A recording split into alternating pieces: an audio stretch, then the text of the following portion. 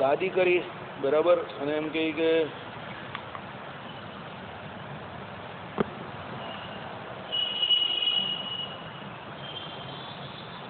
એવા ધર્મતનય શ્રી હરિનું નિબંધ ગાદી કરી અને રઘુવીરજી અને અયોધ્યા પ્રસાદજી મહારાજને દત્તવિધિ કરીને પોતાના પુત્ર પણ સ્વીકાર કરાવ્યો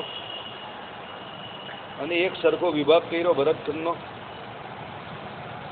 પછી એમ કહે કે પાપી પુરુષો મંદમતીવાળા જે છે તે પણ મોટા સાધુઓના સમાશ્રયથી તત્કાર સમસ્ત દુસ્ત્યજ્ય દુસ્વભાવનો એકદમ પરિત્યાગ કરીને સુકૃતચારીઓમાં પણ શ્રેષ્ઠ થઈ જાય છે. આ વાત કાઠી, કોળી, કિરાત વગેરેમાં પ્રસિદ્ધ છે. એવા સમર્થ શ્રી હરિ મારી પર પ્રસન્ન થાવ.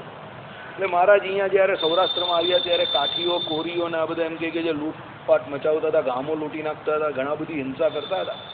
એટલે આ ત્રીજી બાવનીમાં પણ આવે છે કાઠી, કોળી, પરદનહરી, ધાડ પાડવાના ધંધા કરી એમ કરીને જે ધાડ પાડતા હતા એ બધાને ભગવાને સુધાર્યા. હાથમાં માળાઓ આપી, જેના હાથમાં તરવાળો હતી, જેના હાથમાં ખંજરો હતા, જે ખૂન કરતા હતા બરાબર, જે લોકોને લૂંટતા હતા, ચોરી કરતા હતા, સ્વભાવથી જેમ કે અળવિતરા જે હતા એ બધાને ભગવાને શું કર્યું? સુધારી નાખ્યા. એમ કે ભાઈ માળા આપી અને ભગવાન અને ભગવાનના સંતોનો એવો પ્રતાપ છે કે ભાઈ ભલા સુધરી જાય બરાબર. આપણે જે પહેલાં લૂંટપાટનું વાતાવરણ બહુ હતું 200 વર્ષ પહેલાં, 200 તો આઝાદ થયો ત્યાં સુધી હતું. ચંબલને આ બધું આપણે ખબર જ છે. મધ્યપ્રદેશમાં, ગુજરાતમાં પણ આપણે ઘણી જગ્યાએ હતી. બારવટીઓ આપણે જે કહેવાય ને, બારવટીયાઓ બહુ લૂંટફાટ કરતા હતા. મહારાજ વખતે અહીંયા ગુજરાતમાં શ્રીજી મહારાજે, પછી બંગાળની બાજુ આ બાજુ રાજા રામમોહન રાય, પછી આપણા મધ્યપ્રદેશમાં, પછી અહીંયા રાજસ્થાનમાં આપણા મીરાબાઈ બરાબર, એવા ઘણા મોટા પુરુષો એ પ્રમાણે એમ કે ઘણા બધા બારવટીયાઓ હતા, એના પણ હૃદય પરિવર્તન કરી નાખ્યું. એટલે મોટા પુરુષનો આવો પ્રભાવ છે. એમ સારો ભગવાન સાક્ષાત હતા. એટલે ભગવાન એમ કે એવા જે અવળા ધંધા કરતા હતા એ લોકોને પણ હાથમાં માળા આપી અને સત્સંગી કર્યા. આપણો તો શ્રીજી મહારાજ આપણા સંપ્રદાયનું તો જીવતું જાગતું ઉદાહરણ છે જ આપણા જોબન પગીનું બરાબર. રૂડિયો, રખડું, જોબન પગી ને બધા આખું કુટુંબ બધું એમાં બધા એવા જ હતા. બધાને મહારાજે સત્સંગી કરી દીધા અને એવા તો ઘણા હશે. આ તો અહીંયાની વાત કરી ખેડા ડિસ્ટ્રિક્ટની, આ બાજુ સૌરાષ્ટ્રમાં ને એમાં તો એવા ઘણા હશે, ગણિત હશે, ઘણા અહીં એટલા હશે. પણ મહારાજે હું સત્સંગના ભીડામાં રહીને બધાને સુધારી નાખ્યા અને બધાને માળાઓ આપી દીધી. આ ભગવાનનું એક શ્રેષ્ઠ કાર્ય કહેવાય એમ બરાબર. ચાલો, કોઈ સમયે અધિકારને અનુસારે નિજજનોને શ્રુતિ સ્મૃતિ સંમત, જો અધિકારને અનુસારે જેને જેનું અધિકાર પ્રાપ્ત થયું છે તે જ, એમ જેને જનોય ધારણ કરી છે, જે ત્રિવર્ણીય જે છે એને જેમ કે વેદ વાંચવાનો, શ્રુતિઓનો અભ્યાસ કરવાનો અધિકાર છે, ભણવાનો અધિકાર છે બરાબર. જે ચતુષ્વર્ણીય છે એને એમ કે પુરાણો વાંચવાનો એટલે સ્મૃતિઓનો અધિકાર છે, પરંતુ શ્રુતિઓનો અધિકાર મળ્યો નથી. અને એમાં પણ જે એમ કે અસત્સૂત્રની પાછળના જે સત્સૂત્ર પછીના અસત્સૂત્રમાં આવે છે, તો અસત્સૂત્રો તે ફક્ત ને ફક્ત ભજન જ કરવાનું છે બરાબર, બીજું કંઈ કરવાની જરૂર નથી.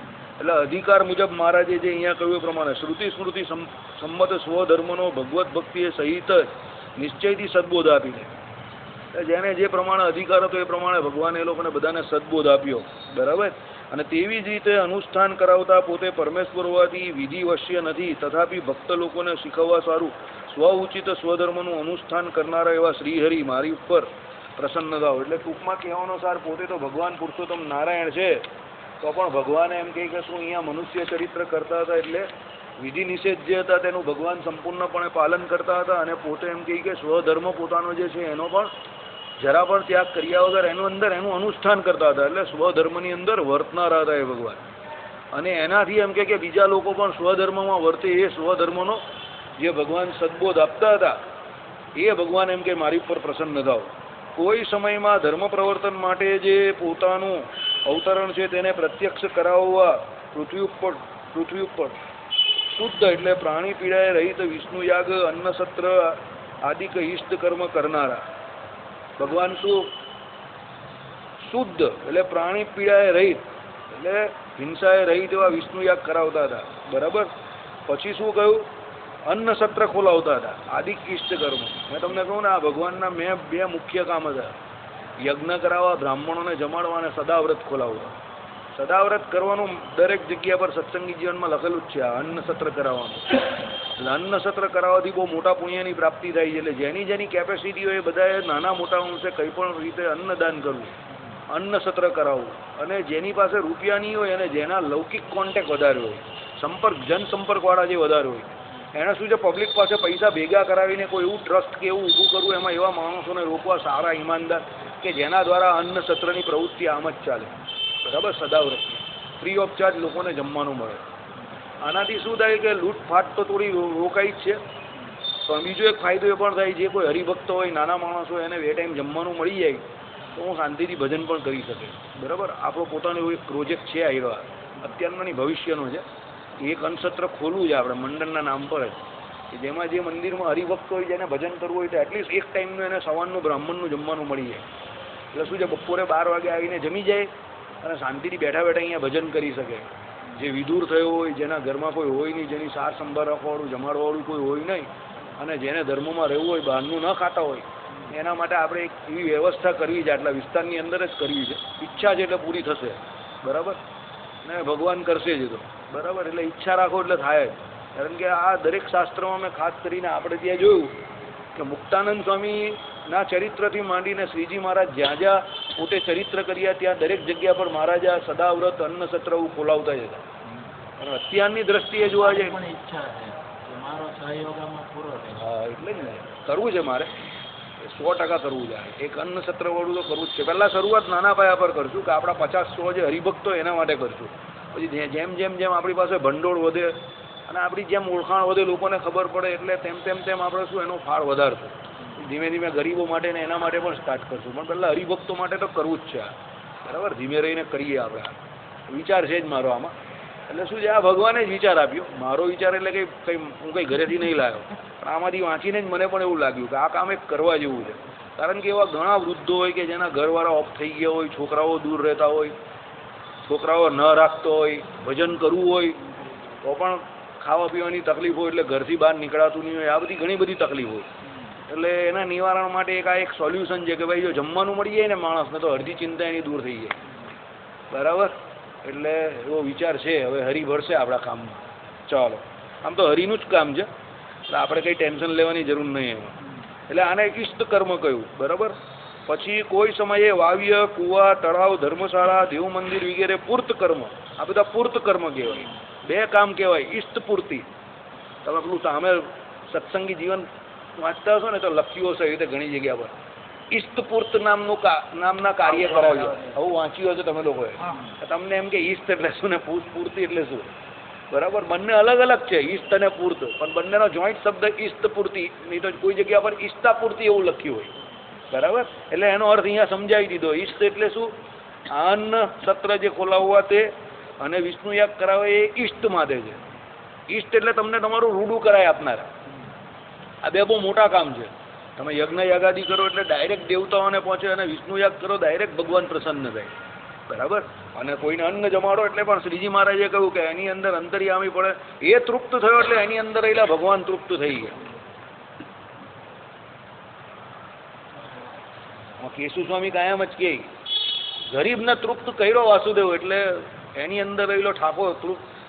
બહારનો વાસુદેવ ખુશ એટલે અંદરનો ખુશ જ હોય, એમ કે સમજીને જ ચાલજે, બરાબર. એટલે બહારનો વાસુદેવ ખુશ રહેવો જોઈએ તો અંદરનો ખુશ જ છે. પછી કે મદદ જોઈતી હોય સત્સંગી જીવનની મદદ લેજે, એમ કે કાયમ મને કહે. સત્સંગી જીવનમાં લખેલું છે, વાંચી લેજે, બરાબર. એટલે થોડુંક જે ગુરુ વચન હોય ને સાચા જોઈએ, આપણા હારા માટે જોઈએ. ને એમણે કહ્યું હોય એ પાછા મને કાયમ કહે કે થશે બધું થશે.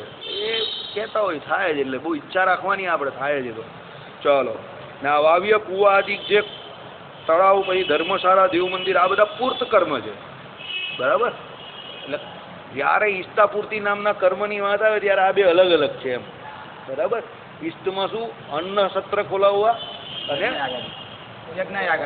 આ યજ્ઞ યાગાદિક દ્વારા તમે જેમ કહે કે તર્પણ કરો, બરાબર. તર્પણ નહીં, પેલું એ કહેવાય ને, શું કહેવાય, સ્વાહા, આહુતિ અર્પણ કરો, હવિષ્યાન, એ છે. એટલે પહેલા ટોપિકમાં બંને અનાજને રિલેટેડ વાત આવે છે, અને બીજામાં જે વાત આવે છે તે શું છે, પાણીના બધા જે સામાન્ય જે લોકોના પ્રોબ્લેમ્સ છે એ બધા સોલ્વ થાય છે. યજ્ઞકુંડ છે, આની અંદર અન્ન જાય, આ તો કહ્યું છે ને જઠરાગ્નિમાં એ ભગવાન પોતે સાક્ષાત રહેલા છે. ગીતામાં શ્લોક કહ્યું છે ને કે ભાઈ નોન વેજ ખાય ને એના માટે એવું કહેવાય કે એ લોકો હવનમાં હરતા ના દે, હવનમાં અંદર જે પશુઓ હોમે ને એ એક હાડકા નાખે છે હવનમાં હાડકા પેલા હિંસાત્મક યજ્ઞ કરતા ને એવું કરી રહ્યા છે. અંદર અગ્નિ દેવતા છે. એકચ્યુઅલ વસ્તુ એવી છે કે હા આ યજ્ઞકુંડ જે આપણું મનુષ્ય શરીર બહુ પવિત્ર છે. અગ્નિ કહેવાય ને આ બોડી બહુ પવિત્ર વસ્તુ છે અને એને અપવિત્ર કરવા જેવો નથી, પણ હવે લોકો કંઈ સમજતા નથી. છોડો એ વાત, આપણે આપણું જોવું ને ભાઈ, ચાલો ને આપણે સુધરવું છે. એક વસ્તુ છે, તેલ પીવા ગઈ દુનિયા, ચાલો. એટલે અને તેના અંગપણે તેમજ સ્વતંત્રપણે પણ અગણિત બ્રાહ્મણોને યથેષ્ટ 4 પ્રકારના ભોજન જમાડીને, આ પાછું બીજું એક બહુ મોટું કાર્ય બ્રહ્મભોજ મહારાજ કરાવી જ દેતા હતા. જ્યાં ત્યાં ભગવાનને ફુરસદ મળે ને એટલે બ્રહ્મભોજ બ્રાહ્મણોને જમાડી જ દેવાના, બરાબર. એટલે જ્યારે તમે પણ તમારા ઘરમાં બ્રાહ્મણોને બોલાવીને જ્યારે જમણવાર કરો, રસોઈયા બ્રાહ્મણ હોય ને એને બોલાવો તો હંમેશા 10 કે 12 બ્રાહ્મણો અલગ પહેલાં જમાડી દેવા, બરાબર. પહેલાં તમારે શું કરવાનું કે જે બ્રાહ્મણ આવેલા હોય એના દ્વારા જેમ કે પીરસાવીને 10-12 બ્રાહ્મણને પહેલાં જમાડી દેવાના. પછી તમારા રિલેટિવને જમાડો, મિત્ર મંડળને જમાડો, સત્સંગીને જમાડો, બધી વાત પછી પહેલાં બ્રાહ્મણને જમાડી દેવાના. કારણ કે શ્રીજી મહારાજને બ્રાહ્મણ બહુ પ્રિય હતા. શ્રી કૃષ્ણ ભગવાને પણ કહ્યું બ્રાહ્મણ તો મારો આત્મા છે, એમ ભગવાનને બ્રાહ્મણ બહુ પ્રિય હતા. અને ભૃગુજીવાળું ચરિત્ર તો તમે જાણો જ છો કે બ્રાહ્મણ કેટલા ભગવાનને પ્રિય હતા, બરાબર. એટલે ટૂંકમાં કહેવાનો સાર, આપણે કોઈ પણ મોટું કાર્ય કરતા હોય તો પહેલાં બ્રાહ્મણનો ભાગ પહેલાં કાઢવો. પછી આપણે બહાના નહીં કાઢવાના કે આમ છે ને તેમ છે. ઓળખીતા 5-7 જે હરિભક્તો હોય એને ગણીને બોલાવી દેવાના. ગામમાં લોકો શું કરે છે, કેવા છે, એ બધી ચર્ચા નહીં કરતા. એ તો બધો માટી, તમે કોદારી લઈને જમીન ખોદો એટલે અંદરથી છેલ્લે તો કાદવ જ બહાર આવે. એ આપણે એ બધું ડિસ્કશન કરવા માટે અહીંયા નથી બેસતા. આપણે જેટલું આપણાથી પોઝિટિવલી સારું થાય ને એના માટે બેસેલા છે અહીંયા, બરાબર. પેલો શુક્લ છે આપણો તે, પછી પેલા આપણા મુકેશભાઈ છે એ, એના છોકરા, તમને 8-10 બ્રાહ્મણ તો અહીંયા બેઠા બેઠા આપણે જ કરી આપીએ. અહીંયા મંડળના જ છે આપણા. તમારે એક ફોન જ કરવાનો એટલે આવી જ જાય ટીમ આખી, બરાબર. એટલે તમારે ટેન્શન જ નહીં, કહીને પહેલાં જમાડી જ દેવાના બ્રાહ્મણના દીકરાઓને. એટલે તમારું બધું કામ મહારાજ રાજી થઈ જાય. એ લોકો અહીંયા હરિકૃષ્ણ મહારાજની, નારાયણ મુનિદેવની સેવા કરે છે. છોકરાઓ બધા ભણે છે, હજુ ડાયા છે, હજુ કંઈ અંદર નિર્દોષતા છે પૂરેપૂરી. જમાડી દેવાના બધાને, ચાલો. એટલે શું છે, મહારાજે કહ્યું એ પ્રમાણે કે ભાઈ તેના અંગ પણ, એટલે આ પૂર્ત કર્મ કરે ને ધર્મશાળા, દેવ મંદિર આદિ, એટલે એના અંગ પણ શું છે, પહેલાં બ્રહ્મભોજ કરાવવું પડે, બ્રાહ્મણોને જમાડવા પડે, તો તમારું એ કાર્ય સિદ્ધ થયેલું કહેવાય, બરાબર. એટલે તો મેં તમને કહ્યું કે કંઈ પણ મોટું કામ કરતા હોય તો પહેલાં બ્રહ્મભોજ પહેલાં રાખવું, બ્રાહ્મણો માટે ભોજન પહેલાં રાખવું, બરાબર. ચાલો. એટલે શું કહ્યું કે તેના અંગ પણ તેમજ સ્વતંત્રપણે પણ, અને સ્વતંત્રપણે પણ બ્રાહ્મણોને જમાડવાના. આવું આમાં લખેલું છે. देखो मैं नहीं कह रिया हूँ, इसमें लिखा है वो पढ़ रिया हूँ, बराबर. તમે કહ્યું કે ભાઈ આ ભાઈ વચ્ચે વચ્ચે પોતાના કેમ મમરા મારે છે, મારો મમરો નહીં ભાઈ, શ્રીજી મહારાજનો મમરો છે. હવે તમારે એમાં હવાવાળો માનો તો હવાવાળો, ને હાચો માનવો હોય તો હાચો. સ્વતંત્રપણે પણ શું લખેલું છે, અગણિત બ્રાહ્મણોને યથેષ્ટ 4 પ્રકારના ભોજન, યથેષ્ટ 4 પ્રકારના એટલે ભક્ષ્ય, ભોજ્ય, લેહ્ય અને ચોસ્ય, એટલે વ્યવસ્થિત જમાડવાના. એમ ભાઈ કંજુસાઈ નહીં એમાં કે આના વગર ચાલે એવું છે ને આમાં આમ છે, ચાલે વાલેવાળી વાત ખોટી. જો ભાઈ એક વસ્તુ કહી દઉં તમને બધાને, આજે જમાડવા બેઠા ને તો પછી સંતૃપ્ત કરીને બધાને મોકલવાના. પછી એમાં આની જગ્યા પર આ ચાલશે ને પેલા ઘીની જગ્યા પર ટેબલ ચાલશે ને તેલમાં પેલાની જગ્યા પર આ તેલ ચાલશે ને, એ ચાલવાવાળી વાત ખોટી, બરાબર. મને ઘણા લોકો કહે કે 30નો ગ્લાસ પડશે ને 40નો ગ્લાસ પડશે. મેં કહું જો પડશે તો પડશે, પડશે એવા દેવા છે. કોમ્પ્રોમાઇઝ કોઈ નહીં, ક્વોલિટીમાં કોઈ કોમ્પ્રોમાઇઝ નહીં. લસ્સી એટલે ઘટ્ટા જેવી હોવી જોઈએ તો જ લસ્સી.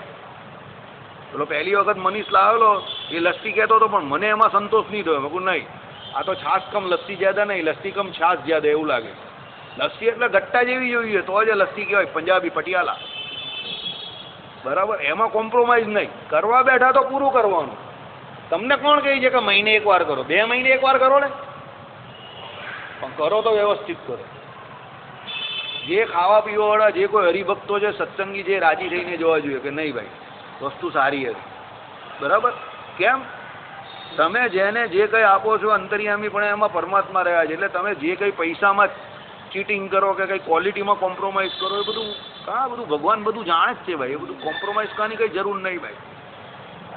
અને વસ્તુ મંગાવો, કંઈ પણ બહારથી મંગાવો કે બનાવો તો બી 2-3 કિલો વધારે જ રાખવાની. એ ઘટે એવા ધંધા નહીં કરવાના, એ પણ તમને કહી દઉં. હા, અનાયાસે કંઈક કોઈ આવી જાય ને ઘટી જાય એ 2 નંબરની વાત છે, પણ એમાં કંજુસાઈ નહીં કરવાની. બધું તસતું તસ પેલા માપે માપ નહીં રાખવાનું. પેલા મહારાજ કહે ને કે ભાઈ આટલામાં ચાલી જશે, તેને કહેવાનું ના થોડુંક વધારે નાખતું ભલે વધે, પછી સેવા કરવાવાળા હરિભક્તોને આપી દઈશું, પણ ઘટવું જોઈએ નહીં. રાજી થઈને જ જવા જોઈએ જે આવી હોય તે. બરાબર, આ આપણો સિદ્ધાંત નથી, શ્રીજી મહારાજનો સિદ્ધાંત છે. મહારાજ છેલ્લે જે કંઈ સૂકો પ્રસાદ ને લાડુ ને આદિ જે કંઈ હતું હોય, આ બધા જે સમૈયાને બધું કરે તો બધાને છેલ્લે ભાતું બાંધીને આપતા હતા કે દેવ બધાને ભાતું, ને કહેતા હતા પાછા જે ગ્રહસ્થ હોય તો બધા જોડામાં જજો, બધા ભેળા જજો, અધવચ્ચે કશે અટકતા નહીં, અવાવરું જગ્યા પર અટકતા નહીં, મોટા શહેરો કે એવું કંઈ આવે ત્યારે અટકજો ને ત્યાં બેસજો, અને ધર્મશાળા ને એવું વ્યવસ્થિત હોય ત્યાં જ એમ કે બાયરી છોકરા લઈને જમજો ને એ કરજો, બાકી વચ્ચે અટકતા નહીં, એમ કરીને મહારાજ બધાને સંબોધન આપીને છેલ્લે મેસેજ બધા કન્વે કરીને વ્યવસ્થિત સલાહ આપીને મોકલતા હતા ઘરે. બરાબર, એટલે એવું કામ કરવાનું એમ ટકોરા જેવું વ્યવસ્થિત. હા, અનિવાર્ય સંજોગો જે અનએવોઇડેબલ સર્કમસ્ટન્સીસ છે એ અલગ વસ્તુ છે, પણ આપણે આપણા પૂરતા પ્રયત્ન કરવા કે બધું કાર્ય બરાબર થાય એમ. બરાબર, હવે 11માં અમને કંઈ 1300 રૂપિયાનું આઈસ્ક્રીમ બનાવવાની જરૂર નથી. ત્યાં હું એક સ્કૂપ આપું તો બી કોઈ પૂછવાનો નથી, સમજો. તો પણ ખાલી 35-40 માણસ વચ્ચે આપણે 1300 રૂપિયાનું આઈસ્ક્રીમ બનાવીએ છીએ, કોઈને બોલાય નહીં. 35-40 માણસ 1300 રૂપિયાનું આઈસ્ક્રીમ ખાઈ જાય. મને ઘણા લોકો કહે વાસુદેવભાઈ બહુ વધારે બજેટ છે, આપણે બધું ખાવા દે ને યાર. 11 હોય, આખા દિવસનો ભૂખો હોય, 3 સ્કૂપ આઈસ્ક્રીમ ખાશે તો ઘરે જઈને ઠાકોરજીને યાદ કરીને સીધો જય સ્વામિનારાયણ ઠંડો પડે. બરાબર ને, હવે કંજુસાઈ શું કરવાની? મેં કંજુસાઈ કરવાની જ નહીં. બરાબર, ઘણા લોકો પહેલાં આઈસ્ક્રીમ કરતા હતા ત્યારે પણ બહુ વિરોધ કરતા હતા કે બધા આઈસ્ક્રીમ ખાવા જ આવે છે, એમ કે આઈસ્ક્રીમ નહીં રાખો. આઈસ્ક્રીમ ખાવા પણ આવે છે ને, ભજન તો અહીંયા કરે છે ને, ઘરે બેઠો બેઠો માયાનું ભજન કરે એના કરતાં ભગવાનનું ભજન તો કરે જ ને. ઘણા બોલતા પણ નથી ભજન, પણ મેં કોઈ આવીને બેસે તો છે ને. ચાલો, આઈસ્ક્રીમ ખાવા કેટલા આવે? તો આઈસ્ક્રીમ ખાવા 40% લોકો આવે છે, તો પછી શું કરવા? 40% આવે છે તો પણ નહીં. એટલે કહેવાનો મતલબ શું છે, કોઈ કહે કે આઈસ્ક્રીમ ખાવા છે, પણ આઈસ્ક્રીમ ખાવા તો બી કાં ભરાઈ જાય છે આખો હોલ. એટલે આવનારા જે કંઈ છે એનું કંઈક તો સુકૃત હશે ને, ભલે આઈસ્ક્રીમ ખાવા માટે હશે, પણ કંઈક તો સુકૃત હશે ને. સ્વામિનારાયણનો બોલ તો કંઈ ભજન કીર્તનનો એના કાનમાં જાય છે ને 1 કલાક. એકાદશીને દિવસે જ આવે છે ને પાછો, 8 દિવસે તો હા એકાદશીને દિવસ આવે છે, દિવસનું પણ મહાત્મ્ય તો છે જ ને. એટલે આવું બધું ઘણું બધું છે. બહુ પછી તમે આંગળા ગણવા જાઓ ને પછી બહુ મોટી ડિસ્કશન કરવા જાઓ ને કીચડ કાઢવા જાઓ ને તો એમાંથી કંઈ હાથમાં નહીં આવે ભાઈ, સમજજો. કાંઈ નહીં. એટલે ભગવાન રાજી થાય એમ જ રહેવું. ચાલો, એટલે હે એ પેલો બાલકૃષ્ણ કહે છે, બાલકૃષ્ણ કહે છે એના ઘરે કોઠી જ લેવાની. 4 પ્રકારના ભોજન જમાડીને અતિ તૃપ્ત કરનારા, એ પણ આના પછી એ કરવાનું છે. એ રીતે એક ધર્મ અનુષ્ઠાનમાં જે તત્પર પરમેશ્વર એવા શ્રી હરિ મારી ઉપર પ્રસન્ન થાઓ. આમ ભગવાન ધર્મનું જ અનુષ્ઠાન કરનારા હતા. બરાબર, અધર્મથી તો બહુ છેટા રહેતા હતા અને ધર્મનું અનુષ્ઠાન કરનારા હતા. આ વાત દબાણ, જેતલપુર, અમદાવાદ, મેઘપર, માંગરોળ, દુરપુર, વડતાલ વગેરે સ્થળે પ્રસિદ્ધ છે. આ બધી જગ્યા પર ભગવાને આ બધું બ્રાહ્મણો માટે એમ કહી કે 84 કરાવેલી, યજ્ઞ કરાવેલા. બરાબર, પછી આ વાવ ખોદાવેલી. બરાબર, પછી તળાવ ખોદાવેલા. અમદાવાદમાં 84 કરાવી, જેતલપુરમાં પેલો એ કરાવેલો મહારાજ શું કહેવાય યજ્ઞ કરાવેલો, દબાણમાં યજ્ઞ કરાવેલો, માંગરોળમાં મહારાજે કરાવેલો, માંગરોળમાં પછી સમાધિ પ્રકરણ કરેલું, માંગરોળમાં પેલી એ ખોદાવેલી વાવ ખોદાવેલી. બરાબર, વડતાલમાં ભગવાને ગોમતીજીનું એ કરાવ્યું. બરાબર, એટલે આ બધા પૂર્ત કાર્ય ને બધું કરાવેલું જ છે મહારાજે. ચાલો, એ બાને થોડા આપણે ચરિત્ર પણ યાદ રહી ગયા. આમ એક પરવાળું પણ હમણાં સામે આવેલું આપણે સત્સંગી જીવનના બીજા પ્રકરણમાં જ હતું. આપણે કદાચ આપણે સામે ચરિત્રમાં આવેલું. હા, કાર્યાણીમાં બી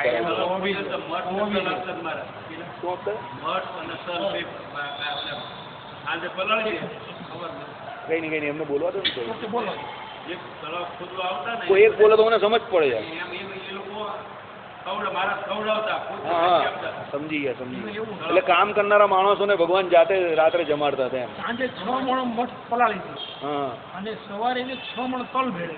બરાબર, અને ભગવાન એને ખોબે આપે. અને દુષ્કાળ પડે ને જે તળાવ ખોદવા આવે ને એને ભગવાન એક ખોબો આપે, એટલે એનું સાંજ સમજી ગયા. અને જમવાનું થઈ જાય, પેલા જમવાનું થઈ જાય અને આપણું તળાવ ખોદાઈ જાય. સારું, બુદ્ધિશાળી વ્યક્તિ. ભગવાન તો બુદ્ધિશાળી જોઈએ ને. ચાલો, એક જગ્યા એવી હતી કે 500 પરમહંસ 4 મહિને એક હારે રોકાયા. 500 પરમહંસ રોકાયા અને એની પાસે તળાવ ખોદાયું. બહુ મોટા પાયે તળાવ ખોદાયું જે છે. વચ્ચે હનુમાનજી નીકળેલા, એ કૂવો નીકળેલો. હનુમાનજી પણ રોડને કાંઠે પધરાવેલા છે અને કૂવો પણ હજી ત્યાં છે. તો જોઈ લો એનો તો 2003-04 દર્શન કરેલા અમે મોડા પહોંચેલા, થોડું રાત્રે અંધારું થઈ ગયેલું, થોડા ફરતા ફરતા ગયેલા ને.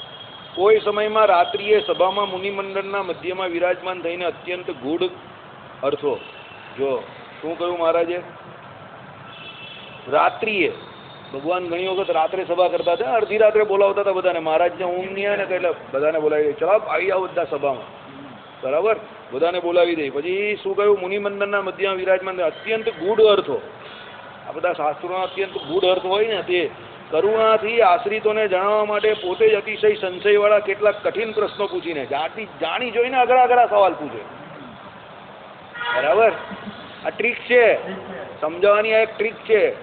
જ્યારે તમને એવું લાગે સભા શાંત થઈ ગઈ છે, ટોપિક બહુ મુદ્દો બહુ અઘરો છે, ત્યારે શું પબ્લિકને સવાલ કરવાના, પબ્લિક પર છોડવાનું થોડું.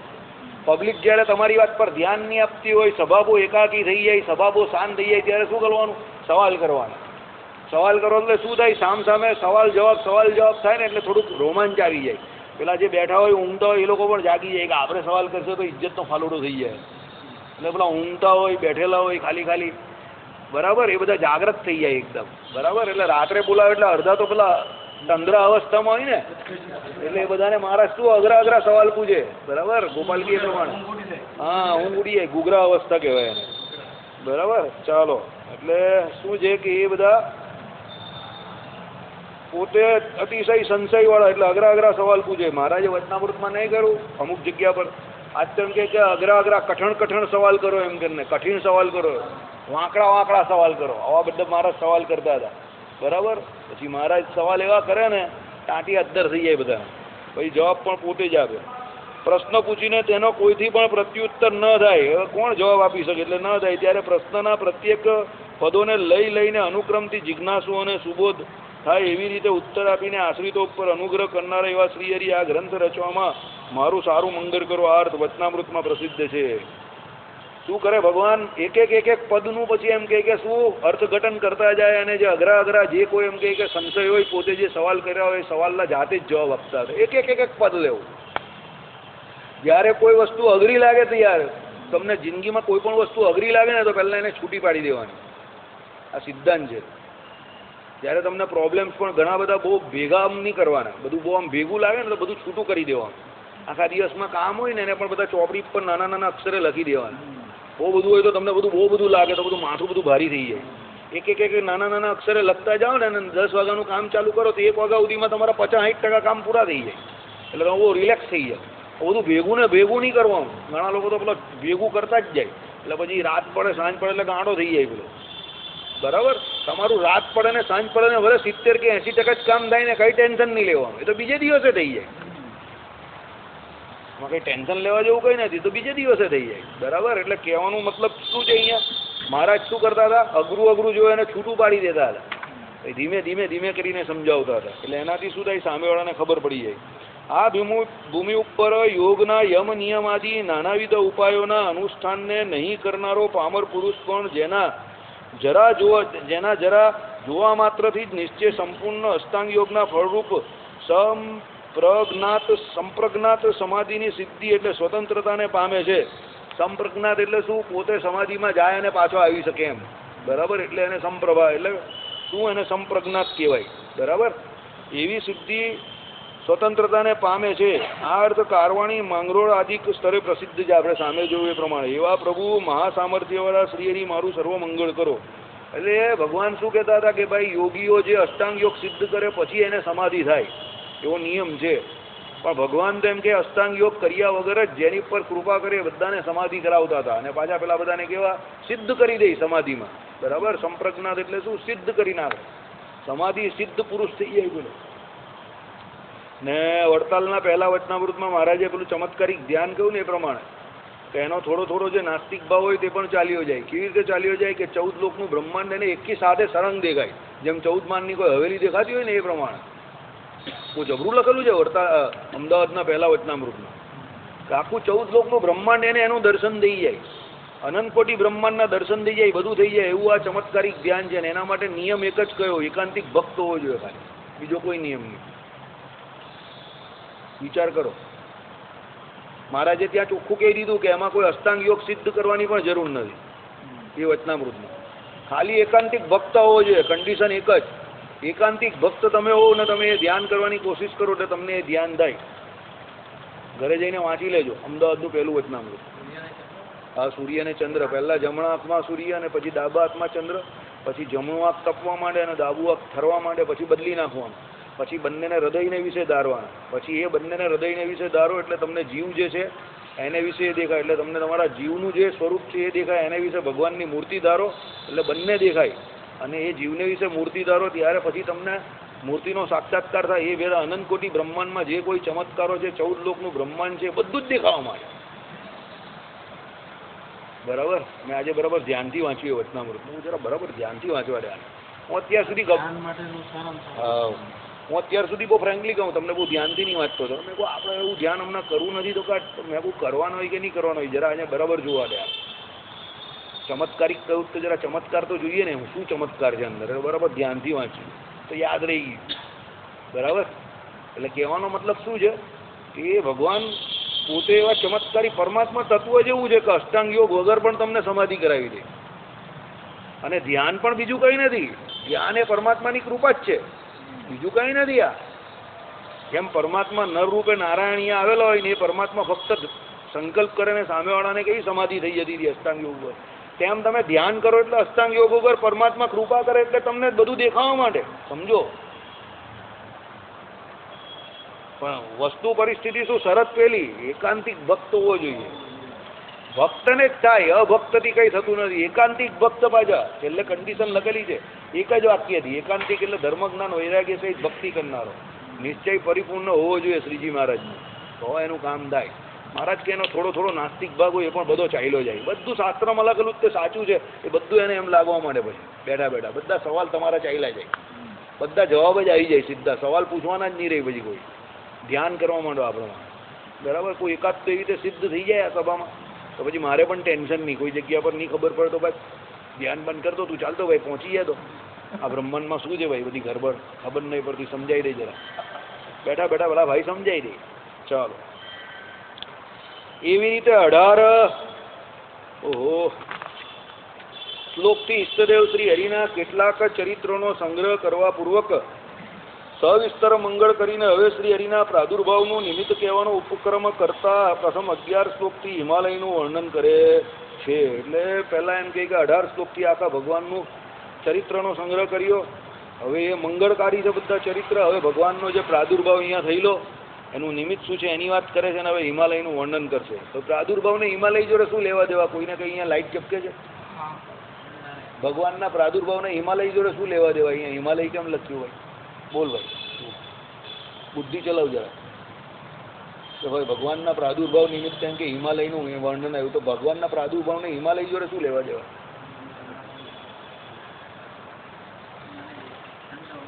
હિમાલય બહુ ઠંડો, ભગવાન બરફના ગોળા બનાવીને આપતા હતા. બહુ ગરમી છે, બરાબર. મુझे તો દિયા ही नहीं, जरा भी नहीं दिया, कह के भी नहीं गया. પેલો કહીને કોમેડીમાં આવું બધું જ આવે. પેલો કહીને ઓબામા यहाँ पर आया था, એ સભામાં આવી રીતે જ બોલેલો. ઓબામા ઇન્ડિયા આવ્યો ને ત્યારે મેં ઓબામા સાહેબ અહીંયા જ આવી ગયા. તો પેલો છોકરો સાહેબ અમને મળીને નહીં ગયા તો અમને કાંથી ખબર હોય સાહેબ. એ બી એ વાત કરતી હતી કે હિમાલય તો ઠંડા ઠંડા બરફ હોય પણ મને નહીં મળ્યો તો હું કાંથી ઓળખું? બરાબર, બરફ તો ઠંડો જ હોય ને હિમાલય. ચાલો કંઈ નહીં, આપણે સમજી જઈએ. હિમાલયનું વર્ણન કેમ આવે છે કે ભાઈ હિમાલયને વિશે ઉપર અપ્રાકૃત જગ્યા છે. કઈ અપ્રાકૃત જગ્યા? બદ્રિકાશ્રમ ધામ રહેલું છે આપણું, બરાબર. અને બદ્રિકાશ્રમને વિશે નરનારાયણ ઋષિ કાયમ માટે તપ કરે છે. ને કોના માટે તપ કરે છે? તારા માટે તપ કરે છે. ભજન કરે જ ને તું, તો તારા માટે પણ તપ કરે છે, બરાબર. બધા ભક્તો માટે તપ કરે છે, એટલા માટે હિમાલયનું મહાત્મય છે. ચાલો